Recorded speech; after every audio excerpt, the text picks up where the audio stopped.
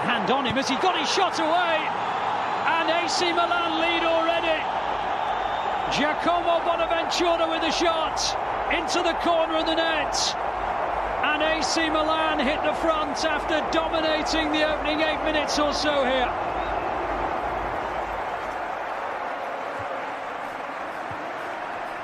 Well, it was Gustavo Gomez that set the ball rolling by bringing the ball out from the back.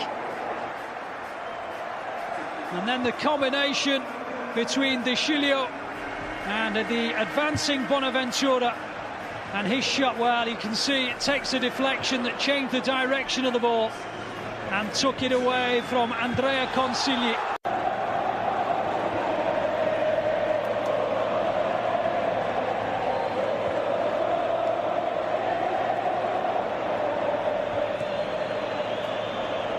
I mentioned they've conceded not a single goal in their last 3 matches and 9 3/4 minutes. But they might concede one here.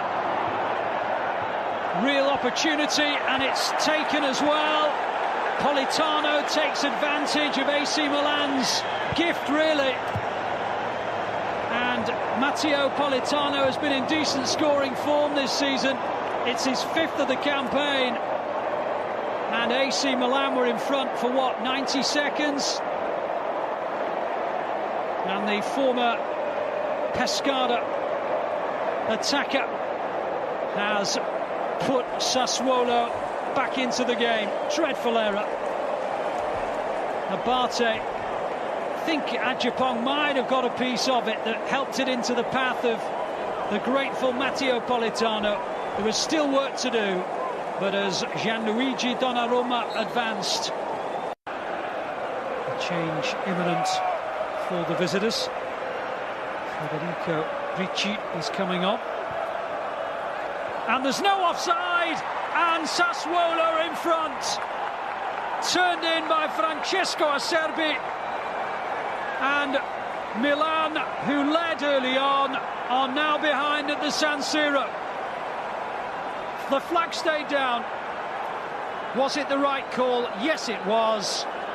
And Francesco Acerbi, who grabbed himself 4 goals last season, is on it. You can probably hear the Sassuolo supporters, who are outnumbered by some margin. But they have plenty to enjoy, and maybe more with Pellegrini. 3-1.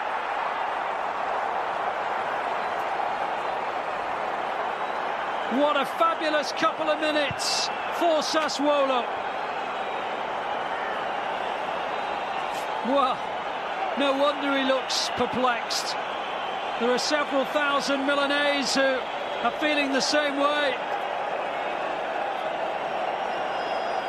Pellegrini tucking it inside, getting beyond Gomez, and just guiding it out of the reach of Donnarumma. And having trailed 1-0, they now lead 3-1 and are heading for what looks like their 5th victory in the Sassuolo defence. Oh, I don't think that's a penalty. I think there's a push and shove both ways. I think that's 6 of one, half a dozen the other. Maybe there's a little tug of the shirt. But anyway, it doesn't matter what we think. The man whose opinion does matter, Marco Guida, has given the penalty and maybe given AC Milan a route back to goal and a route back to the match that they hadn't foreseen a few minutes earlier. Carlos Bacca looking for his 6th goal of the campaign.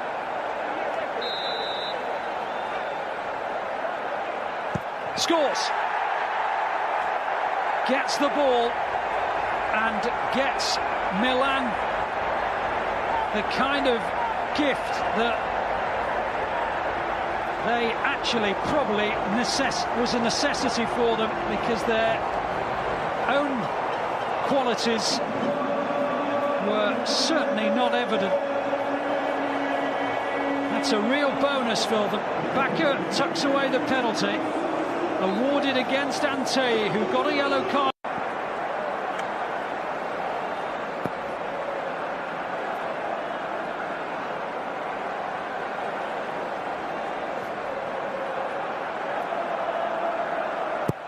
Bonaventura's delivery. Just over the head of Paletta, and there's an equaliser. Unbelievable, it's Locatelli, the other substitute. 18 years old, he's never scored for AC Milan. He's adored by the supporters who believe he has the kind of ability and the kind of skill set that mean he should be starting despite his tender years. And he has drilled in the most exquisite shot into the roof of the net.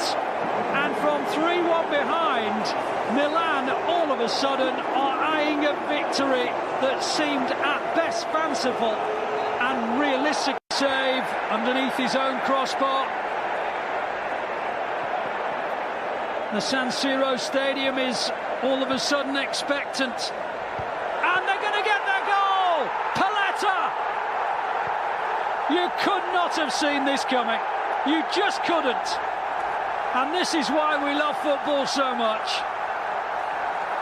Seemingly out of ideas and certainly out of this match. 3-1 down and crumbling. And all of a sudden, they have scored 3 goals in, well, around about 10 minutes or thereabouts, and they lead 4-3. Quite the most extraordinary game. Paletta's header met it with a crunching forehead, and Milan are 4-3 up, and the side who looked beaten